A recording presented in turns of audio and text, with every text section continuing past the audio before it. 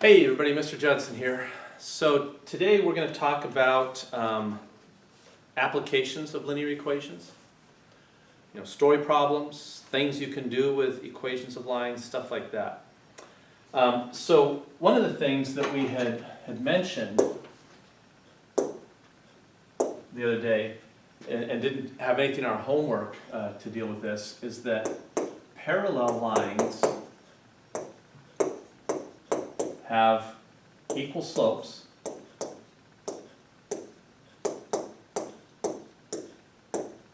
and perpendicular lines have negative reciprocals for slopes. All right, so let's see if we can try this one. We want to find the equation of a line that is parallel and perpendicular to. So that means two equations. One equation that's parallel, one that's perpendicular. To this line right here, and it has to go through this not so nice point. So remember last year we said, hey, numbers get messy sometimes, we just have to deal with it. Yeah, so let's see if we can find those two equations. You guys go ahead and give it a shot. All right, so first thing I need to know is what's the slope of that line right there? So if I want to get y by itself, I'll just move it over to the other side. Might as well keep everything positive. And then divide by 3. So there's my slope, 5/3. So to find the equation of a parallel line, I'm going to say y minus the y value, 7/8, equals our slope, which is 5/3, times x minus the x value. And there's my equation. Now I just have to solve for y, and then I'll be done. So let's see, if I distribute this, I've got y minus 7/8 equals 5/3 x minus 15/12. Actually, those 3's will cancel, and so I get 5/4. And now what I need to do is I need to add 7/8 to this side. So let's see, if I just say this fraction would be a negative 10/8, and I move this to the other side and add that, then what I should have is a negative 3/8. So y equals 5/3 x minus 3/8. There's my parallel line. And so now I need to find the perpendicular line. So I have to go back and look at this and say that my perpendicular slope is going to be a negative 3/5. Negative reciprocal, so I change it to the opposite sign and I have to flip it over. And so now that equation is going to be y minus 7/8 equals a negative 3/5 times x minus 3/4. And so if I distribute, I get y minus 7/8 equals a negative 3/5 times x. Negative times a negative, that's positive. I get 9/20. And now I just need to move 7/8 over and add it to that fraction. Which common denominator, that would be 40. So I've got 18/40 plus multiply by 5, I get 35/40. And so that gives me 53/40. So my perpendicular line is going to be this right here, negative 3/5 x. Add those, I get plus 53.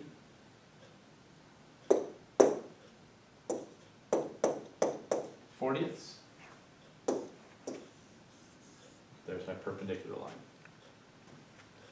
Let's see, I think I labeled the first one, so I should label this as well.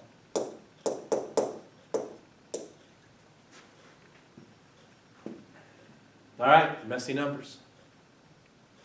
Let's try another problem that has to do with linear equations. All right, so this problem is in our textbook, the new textbook, and it's number 64, and it says that t equals 0 represents the year 2010. So 2011 would be t equals 1, 2015 t equals 5, and so on. So we don't have to use as large a numbers. So it says here that a piece of equipment is valued at $17,000 in 2016 and is decreasing in value by $1,600 per year. And we want to find a linear equation that gives its value over time. All right, you guys go ahead and try that. All right, so I think we got to be a little careful on this one. It's kind of tricky. You know, this t equals 0 represents the year 2010, and they didn't tell us what it was worth in the beginning. They just told us what it was worth 16 years later. So I got to kind of think about that a little bit. Okay? So I'm going to write my equation this way. I'm going to say that the value, V, was $17,000. But then it's decreasing in value by $1,600 for every year after 2016. So I got to think to myself, if I let t equals, let's say t equals 7, I want to get 1 year in there. I want to multiply this number by 1 because in 2017, it's only decreased by $1,600 for that 1 year. So if I go t minus 6, so let's think about that. In 2018, I'd plug in an 8. 8 minus 6 is 2. 2 times this because 2 years from 2016 to 2018, it would have been decreased by $1,600 twice over that 2-year period. Does that make sense? My other option is I have to go back and figure out what this thing was worth in 2010. So it's been decreasing by this much for 6 years. So I'd have to do 17,000 times 16 or plus 1,600 times 6.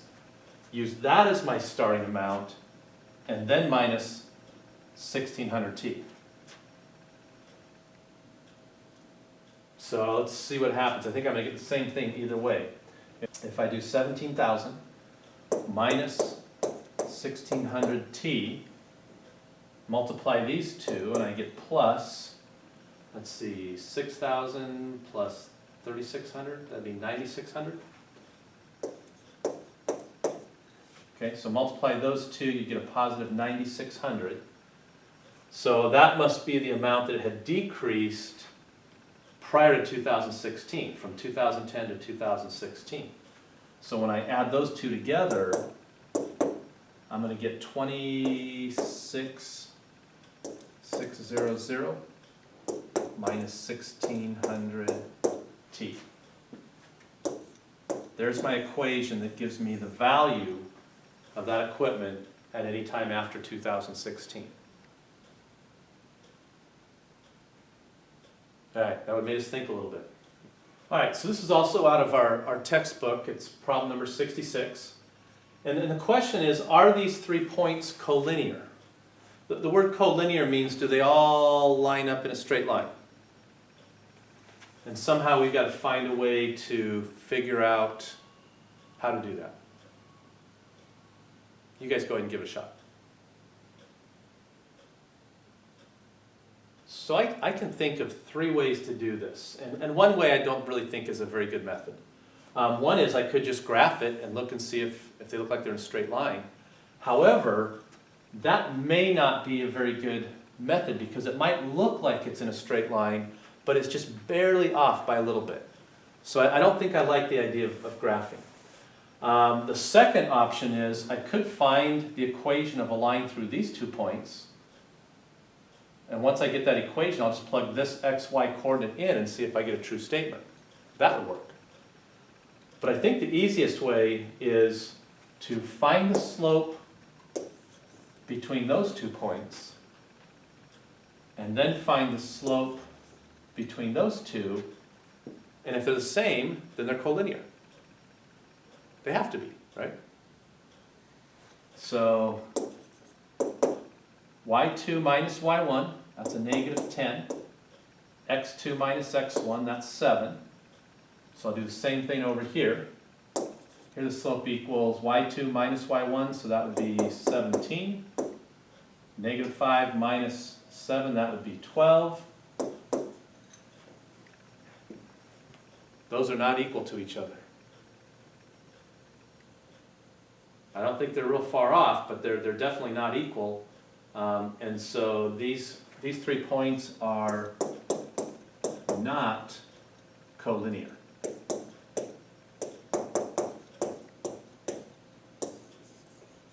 And just to try to help make sense out of this, you know, if I have a certain slope, negative 10 sevenths, so here's a point, and I go down 10 and over 7, and there's another point, and then I'm going to exaggerate this, I'm going to do a different slope, I'll go down 17 and over 12, those two slopes are different, so they can't all three line up, right? So they are not collinear. All right, I've got one more problem for you. All right, so once again, I'm pulling something out of our book. And what it says here, it says, we're trying to decide which job to choose. And it says a salesperson, or as a salesperson, you will receive a monthly salary of $2,000 plus a commission of 7% of the sales. This is a real common way that people get paid in the field of business. You know, you have a salary so that you make sure and get paid. But as an incentive, the more that you sell, the more money you make. So really, I want to sell as much as possible. My dad did this for years. He sold business forms, and when computers came along, it completely wiped out his business, which was okay because he was already retired and on a pension, so he got lucky. But you know, if somebody was younger and in that business, yeah, they had to adjust. You are offered a new job at $2,300 per month plus a commission of 5% sales. And they want us to write linear equations for your monthly wage, W, in terms of your monthly sales, S, for your current job and your job offer. And then use a graphing utility to graph each equation and find the point of intersection. And what does that point signify?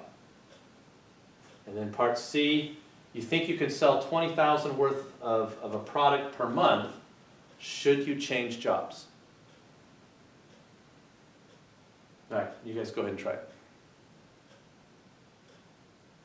All right, so the first thing I'm going to do before I answer this is, you guys know this, I can't stand the variable s. It looks too much like a 5.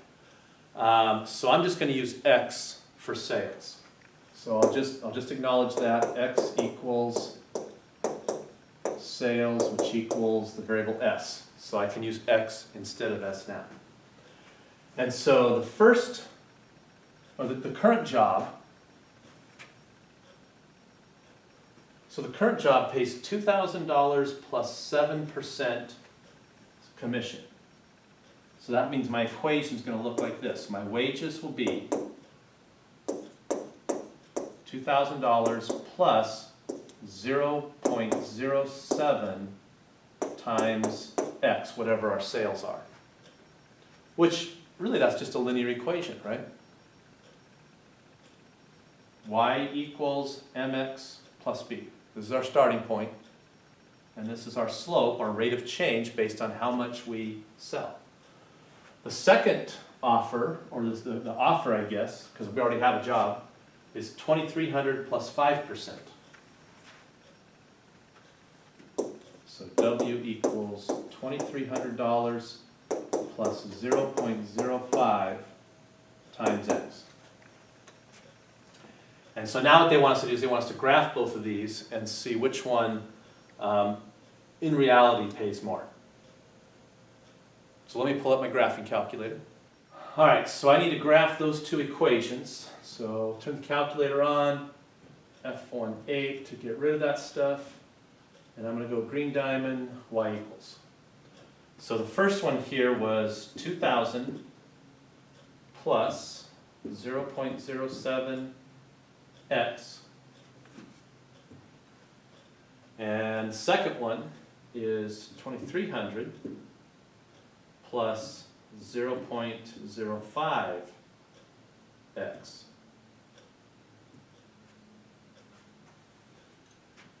And so what I have to remember is x represents the amount that I think I can sell. $20,000. So that means on my x-axis I need to go from 0 to at least 20,000. I probably want to go farther than that. So let's set up a window here. So 0 to, let's just go 40,000. Oops. And I'll put a tick mark every 10,000. And on the y-axis, I'm going to make 2,300 or 2,000 plus some. So let's just go to 5,000 and see what happens. So 0 to 5,000, and I'm going to count by thousands. Okay, so I'll go ahead and graph that. There's my first job, and there's my second job. So now we have to kind of think about what this means. So let me go back to the questions here for a minute. So we've written our linear equations. We've used a graphing calculator to graph those. And it says find the point of intersection and what does it signify. So there's my point of intersection. Let's go ahead and calculate that. So I'm doing something mathematical, so that's the F5. I want to find the point of intersection. So enter to select those two. I know the answer is somewhere around 16,000, 17,000. So let's just look somewhere between 10,000 and 30,000.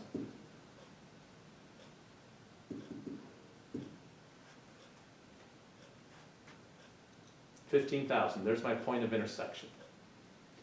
And so the y-coordinate represents the amount of money we would make if we sold $15,000 worth of whatever it is we're selling. Okay? So what does that mean? So to me, it sounds like if I'm not very motivated, if I'm lazy, this is a better deal. I don't have to work so hard. But if I'm a hard worker, see, eventually that equation ends up below, and I can make more money using the first option because there's a higher commission rate. So I guess the question is, how hard do you want to work? You know, I want to work hard and make as much as possible, and if I think I can sell 20,000, that's past that point of intersection, so I probably want to take the new offer. I can make more money that way.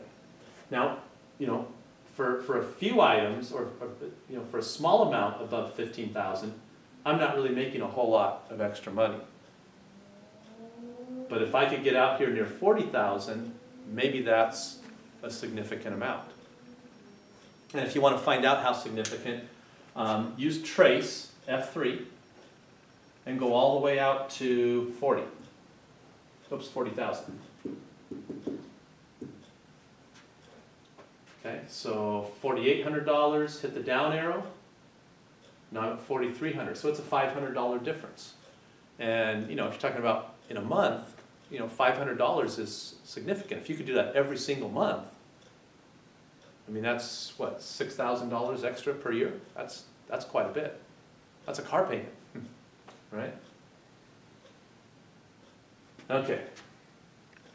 So what does this signify? We'd say that's the break-even point between the two different models or the two different salaries. So this is our break-even point.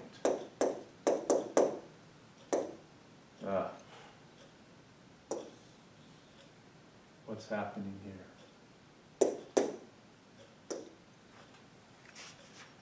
And you think you can sell 20,000 worth of a product per month?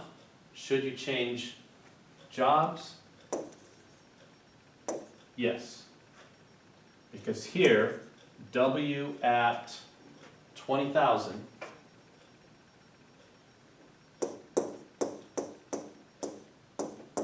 equals, let's go back to our calculator.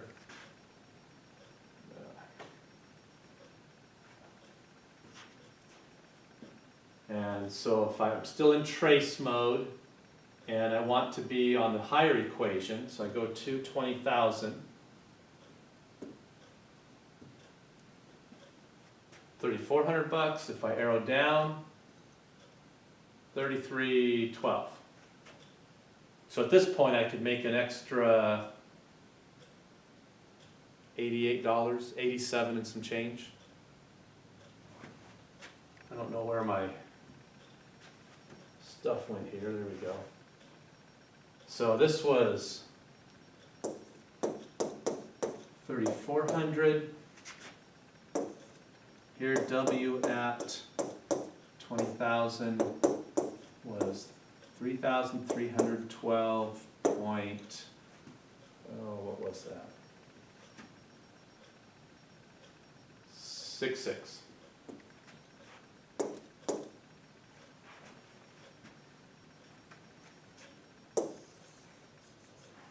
There's why I'm saying yes. That'd be a better deal.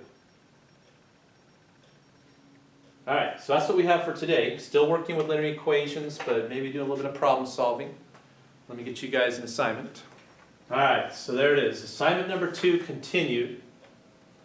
Page 17 and 18. We're going to do just these 6 problems. 59, 63, 65, 69, 73, and 75. And so, yeah, I was going to try and make things turn in on Fridays. But, you know, we're getting this on Thursday. We need to have a chance to ask questions first. So I'll probably just go with Tuesdays, because that way we get the weekend to work on things as well. So Tuesdays instead of Fridays, and so this will be due next Tuesday. All right, that's it. You guys have a good day. Stay safe. We'll see you next time.